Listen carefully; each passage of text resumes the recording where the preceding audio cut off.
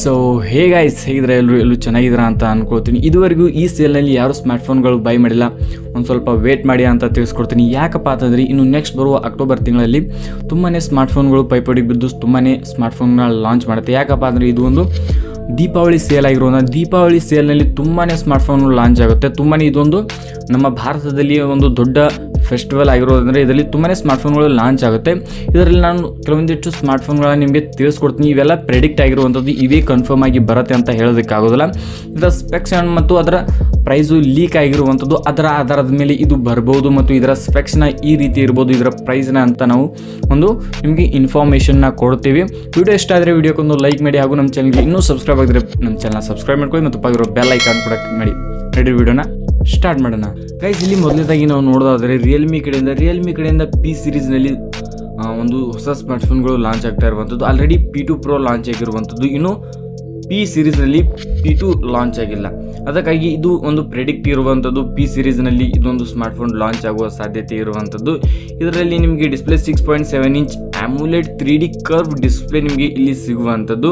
ಮತ್ತು ಇಲ್ಲಿ ನಿಮಗೆ ಪ್ರೊಸೆಸರ್ ಬಗ್ಗೆ ಮಾತನಾಡಿದರೆ Dimensity 72000 ಇಲ್ಲಿ ಪ್ರೊಸೆಸರ್ ನಿಮಗೆ ಇರುವಂಥದ್ದು. ಈ ಪ್ರೊಸೆಸರ್ನ ನಾವು ನೋಡೋದಾದರೆ ಇಲ್ಲಿ ನಥಿಂಗ್ ಸ್ಮಾರ್ಟ್ಫೋನ್ನಲ್ಲೂ ಕೂಡ ಇದೇ ಒಂದು ಪ್ರೊಸೆಸರ್ ಇರುವಂಥದ್ದು. ಅದೇ ನಥಿಂಗ್ನ ಸಬ್ ಬ್ರ್ಯಾಂಡ್ ಆಗಿರುವಂಥದ್ದು CMF ಏನು ಫೋನ್ ಇದೆಯಲ್ಲ, ಅದೇ ಫೋನ್ನಲ್ಲೂ ಕೂಡ ಇದು ಸೇಮ್ ಒಂದು ಪ್ರೊಸೆಸರ್ ಇರುವಂಥದ್ದು. ಮತ್ತು ಅಲ್ಲಿ ನೀವು ಪ್ರೈಸ್ ನೋಡ್ಬೋದು, ತುಂಬಾ ವ್ಯತ್ಯಾಸ ಇರುವಂಥದ್ದು. ಒಂದು ನಿಮಗೆ ಇಲ್ಲಿ 15,000-16,000ಕ್ಕೆ CMF ಫೋನ್ ಸಿಕ್ಕಿದ್ರೆ ನಥಿಂಗು ನಿಮಗೆ 20,000 ಅಬೋನೇ ಹೋಗುತ್ತೆ. ಈಗ ನೀವು ಡಿಸ್ಕೌಂಟಲ್ಲಿ ಅಂದರೆ ಈಗ ಸೇಲಲ್ಲಿ ನಿಮಗೆ ಇಲ್ಲಿ 21,000-22,000 ಇಲ್ಲಿ ಸಿಗುತ್ತೆ. ಬಟ್ ನಾರ್ಮಲ್ ಪ್ರೈಸ್ ಇದರದು 25,000 ಇರುವಂಥದ್ದು. ಬಟ್ ಇದರ ಒಂದು ಪ್ರೈಸ್ ರೇಂಜ್ನ ಫುಲ್ಫಿಲ್ ಮಾಡೋದಕ್ಕೆ, ಇದರ ಮಿಡ್ ರೇಂಜ್ನ ಫುಲ್ಫಿಲ್ ಮಾಡೋದಕ್ಕೆ ಈ ಸ್ಮಾರ್ಟ್ಫೋನ್ ಬರ್ಬೋದು. ಯಾಕಪ್ಪ ಅಂತಂದರೆ ಇದು ಒಂದು 17ರಿಂದ ಒಂದು 16,000ಕ್ಕೆ ಬರುವ ಸಾಧ್ಯತೆ ಇರುವಂಥದ್ದು.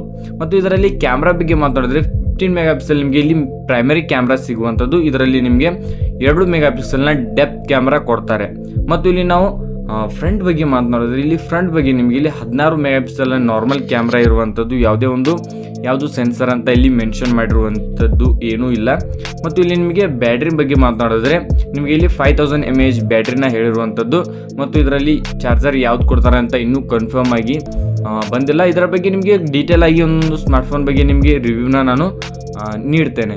ಇಲ್ಲಿ ನಾವು ನೆಕ್ಸ್ಟ್ ಟೆಕ್ ನ್ಯೂಸ್ ಬಗ್ಗೆ ಮಾತನಾಡಿದ್ರೆ ಮೋಟೋರೋಲಾ ಕಡೆಯಿಂದ ಒಂದು ಸ್ಮಾರ್ಟ್ಫೋನ್ ಬರ್ತಾ ಇರುವಂಥದ್ದು ಮೋಟೋರೋಲಾ G ಸ್ಟೈಲರ್ ಅಂತ. ಇದರಲ್ಲಿ ಒಂದು ನಿಮಗೆ ಪೆನ್ ಕೂಡ ಕೊಡ್ತಾ ಇದ್ದಾರೆ. ಇದ್ರ ಪೆನ್ 25,000ಕ್ಕೆ ಇದು ಒಂದು ಮೊದಲ ಸ್ಮಾರ್ಟ್ಫೋನ್ ಆಗಿರುವಂಥದ್ದು, ಅಂದರೆ ಒಂದು ಪೆನ್ ಬರುವಂಥದ್ದು. ಇದರ ಎಕ್ಸ್ಪೆಕ್ಟೆಡ್ ಪ್ರೈಸ್ ಏನಿದೆ 20,000-25,000 ಒಳಗೆ ಅಂತ ಹೇಳ್ತಾ ಇದ್ದಾರೆ. ಇಲ್ಲಿ ನಿಮಗೆ ಡಿಸ್ಪ್ಲೇ ನೋಡೋದಾದರೆ 6.7 ಇಂಚ್ LTPO ಡಿಸ್ಪ್ಲೇ ಇರುವಂಥದ್ದು. LTPO ಅಥವಾ LTPS ಅಂತ ಹೇಳಿದ್ದಾರೆ. ಇನ್ನೂ ಕನ್ಫರ್ಮ್ ಆಗಿ 2 ವೆಬ್ಸೈಟ್ಗಳಲ್ಲಿ 2 ಬೇರೆ ಇರುವಂಥದ್ದು. ಇಲ್ಲಿ ನಿಮಗೆ 120 Hz ಒಂದು AMOLED ಡಿಸ್ಪ್ಲೇ ಇರುವಂಥದ್ದು ಮತ್ತು ಕರ್ವ್ ಡಿಸ್ಪ್ಲೇ, ಮೈಕ್ರೋ ಕರ್ವ್ ಅಂತಲ್ಲ, ಆ ರೀತಿ ಒಂದು ಹೊಸ ಡಿಸ್ಪ್ಲೇ ಇರುವಂಥದ್ದು. ಮೈಕ್ರೋ ಕರ್ವ್ ಡಿಸ್ಪ್ಲೇ ಏನಿರುತ್ತಲ್ಲ, ಇವೆಲ್ಲ ಒಂದು ಪೇಪರ್ ಡಿಸ್ಪ್ಲೇ ಅಂತ ಹೇಳ್ತಾರೆ. ಇದು ಒಂದು ಹೊಸ ಟೆಕ್ ಆಗಿರುವಂಥದ್ದು. ಮತ್ತು ಇದರಲ್ಲಿ ನಿಮಗೆ 6 Gen 1 ಪ್ರೊಸೆಸರ್ ಸಿಗುತ್ತೆ. ಮತ್ತು ಇಲ್ಲಿ ನಿಮಗೆ ಪ್ರೈಮರಿ ಕ್ಯಾಮ್ರಾ ಬಗ್ಗೆ ಮಾತಾಡಿದ್ರೆ ಇಲ್ಲಿ 15 ಮೆಗಾಪಿಕ್ಸೆಲ್ ಒಂದು ಪ್ರೈಮರಿ ಕ್ಯಾಮ್ರಾ ಇರುವಂಥದ್ದು. ಮತ್ತು ನಿಮಗೆ 8 ಮೆಗಾಪಿಕ್ಸೆಲ್ ಅಲ್ಟ್ರಾ ವೈಡ್ ಲೆನ್ಸ್ ಇರುವಂಥದ್ದು.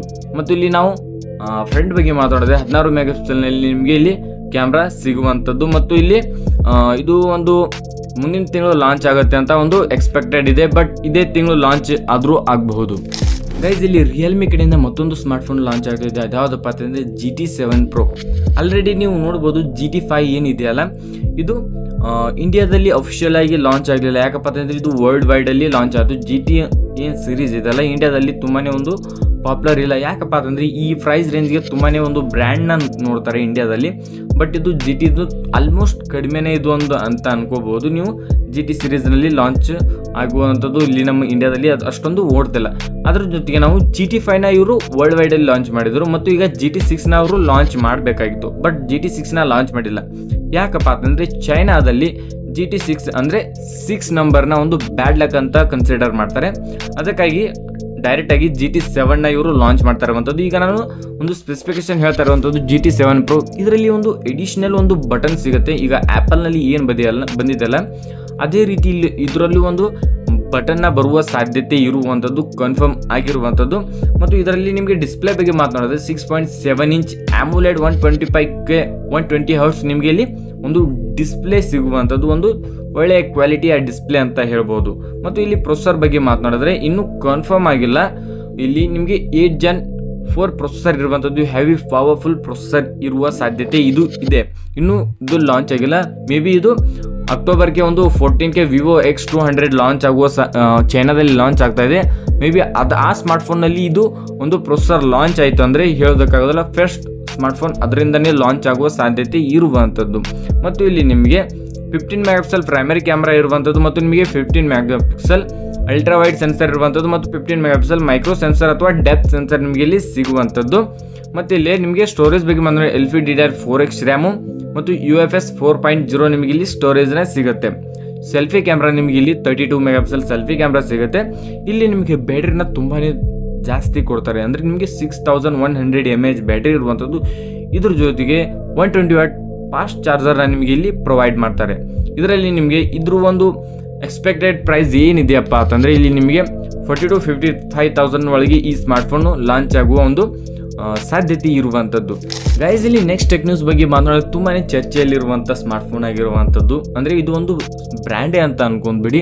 ಇದು ತುಂಬಾ ಒಂದು ಈಗ ಕಾಂಟ್ರವರ್ಷಿಯಲ್ ಇರುವಂಥ ಬ್ರ್ಯಾಂಡು. ಯಾವುದಪ್ಪ ಅಂದರೆ OnePlus. ನೀವು ನೋಡ್ಬೋದು ಇದರ ಗ್ರೀನ್ ಲೈನ್ ಇಶ್ಯೂ ಸ್ಮಾರ್ಟ್ಫೋನ್ಗಳಾಗಿರ್ಬೋದು, ಇದರ ಮದರ್ ಬೋರ್ಡ್ ಡೆಡ್ ಪ್ರಾಬ್ಲಮ್ ಆಗಿರೋದು ತುಂಬಾ ಒಂದು ಕಾಂಟ್ರವರ್ಸಿ ಆಗಿರುವಂಥದ್ದು. ಇದೊಂದು ನೀವು ನೋಡ್ಬೋದು ಮೊದಲ ಅಫೋರ್ಡೆಬಲ್ ಪ್ರೈಸ್ನಲ್ಲಿ ತುಂಬಾ ಒಂದು ಫ್ಲಾಗ್ಶಿಪ್ ಕಿಲ್ಲರ್ ಒಂದು ಸ್ಮಾರ್ಟ್ಫೋನ್ ಅಂತ ಕರಿತಿದ್ವಿ. ಬಟ್ ಇದರ ಒಂದು ಹೈಪ್ನ ಈಗ ಕಡಿಮೆ ಆಗ್ತಾ ಹೋಗ್ತಾ ಇದೆ. ಇವರು OnePlus 13 ಅಂತ ಒಂದು ಹೊಸ ಸ್ಮಾರ್ಟ್ಫೋನ್ನ ಲಾಂಚ್ ಮಾಡೋದಕ್ಕೆ ಹೋಗ್ತಾ ಇದ್ದಾರೆ. ಅದರ ಒಂದು ಸ್ಪೆಕ್ಸ್ನ ಲೀಕ್ ಆಗಿರುವಂಥದ್ದು 6.82 ಇಂಚ್ ನಿಮಗೆ ಇಲ್ಲಿ ಒಂದು AMOLED ಡಿಸ್ಪ್ಲೇನಲ್ಲಿ ಸಿಗ್ತಾ ಇರುವಂಥದ್ದು. 120 Hz ನಿಮಗೆ ಇಲ್ಲಿ ರಿಫ್ರೆಶ್ ರೇಟ್ ಸಿಗ್ತಾ ಇದೆ. ಸ್ನ್ಯಾಪ್ಡ್ರ್ಯಾಗನ್ 8S Gen 4 ಇಲ್ಲಿ ನಿಮಗೆ ಪ್ರೊಸೆಸರ್ ಸಿಗುವ ಸಾಧ್ಯತೆ ಇದೆ. ಮತ್ತು ಇದರಲ್ಲಿ ಏನಾಯ್ತಪ್ಪ ಅಂದರೆ ಇದರಲ್ಲಿ ಇವರ ಒಂದು OSನಲ್ಲಿ ಆಕ್ಸಿಜನ್ OSನಲ್ಲಿ ಕಲರ್ OSನ ಮರ್ಜ್ ಮಾಡಿದ್ದಾರೆ. ಇದರಿಂದ ತುಂಬಾ ಒಂದು ಕಸ್ಟಮರ್ಗೆ ತುಂಬಾ ಪ್ರಾಬ್ಲಮ್ ಆಗ್ತಾ ಇರುವಂಥದ್ದು. ಒಂದು ಕ್ಲೀನ್ UI ಸಿಗ್ತಿಲ್ಲ ಮೊದಲಿನ ಥರ. ಒಂದು ಅದೇನು ಅದರ ಒಂದು OnePlusದ ಒಂದು OSನ ಕಳ್ಕೊತಾ ಇರುವಂಥದ್ದು. ಇಲ್ಲಿ ನಿಮಗೆ ಕ್ಯಾಮ್ರಾ ಬಗ್ಗೆ ಮಾತನಾಡಿದ್ರೆ 15 ಮೆಗಾಪಿಕ್ಸೆಲ್ ಮೇನ್ ಪ್ರೈಮರಿ ಕ್ಯಾಮ್ರಾ ಇರುವಂಥದ್ದು, ಇನ್ಕ್ಲೂಡಿಂಗ್ ಸೋನಿ ಸೆನ್ಸರ್ ಇದೆ ಅಂತ.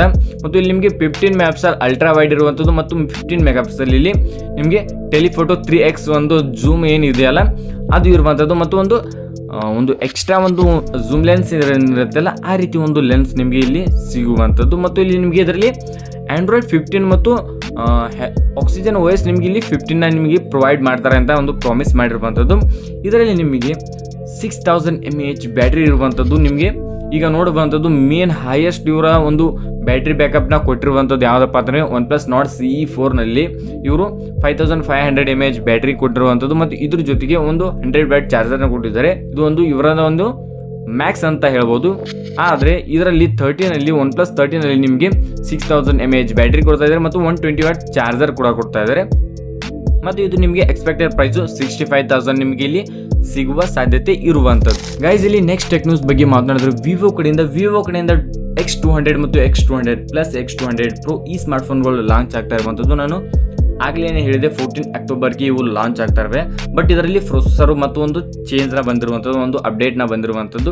ಇಲ್ಲಿ ನಿಮಗೆ 6.3 ಇಂಚ್ AMOLED ಡಿಸ್ಪ್ಲೇ ಇರುವಂಥದ್ದು, ಒಂದು LTPO ಡಿಸ್ಪ್ಲೇ, 120 Hz ನಿಮಗೆ ಇಲ್ಲಿ ರಿಫ್ರೆಶ್ ರೇಟ್ ಸಿಗುವಂಥದ್ದು. ಮತ್ತು ಇದು 1.5K ರೆಸೊಲ್ಯೂಷನ್ ಹೊಂದಿರುವಂಥ ಒಂದು ಡಿಸ್ಪ್ಲೇ ಆಗಿರುವಂಥದ್ದು. ಬಟ್ ನಾನು ನಿಮಗೆ ಆಗಲೇ ಹೇಳಿದೆ ಸ್ನ್ಯಾಪ್ಡ್ರ್ಯಾಗನ್ 8S Gen 4 ಪ್ರೊಸೆಸರ್ ಬರುತ್ತೆ ಅಂತ. ಬಟ್ ಅದು ಇಲ್ಲ. ಇಲ್ಲಿ ನಿಮಗೆ ಒಂದು MediaTek Dimensity 9400 ಒಂದು ವೆರಿ ಪವರ್ಫುಲ್ ಪ್ರೊಸೆಸರ್ ಇರುವಂಥದ್ದು.